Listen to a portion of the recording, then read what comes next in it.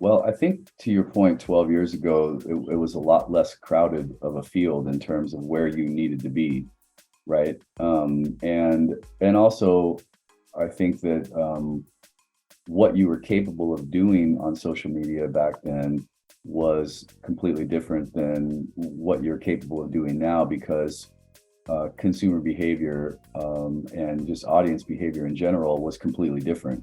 Social media has become such a huge part of everybody's life, today, whereas back then it was not nearly what it is now.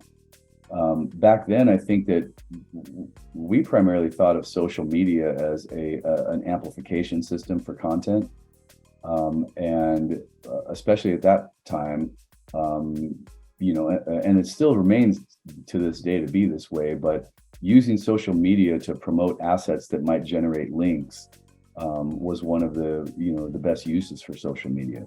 There wasn't really anything nowadays. You get tweets that will rank and other social posts that will rank in search results, right? So that changes the equation a little bit on your strategy there, because now you want to make sure that you're infusing keyword focused language into your social media interactions so that you can potentially enjoy the opportunity to get ranked with those things. But I think back then it was a lot about using social promotion to help with link building, and then obviously blogging, which has always been sort of considered sort of social media. I think even more so back in the day when blogging first started, right? It was more of a social sort of thing than it is now.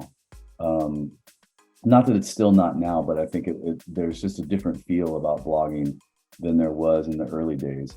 And I think that producing blog content that aligns to target keywords on a consistent basis and creating thought leadership content that really resonates in the industry, I think that's was then and is still today one of the biggest aspects of leveraging social media from an SEO perspective.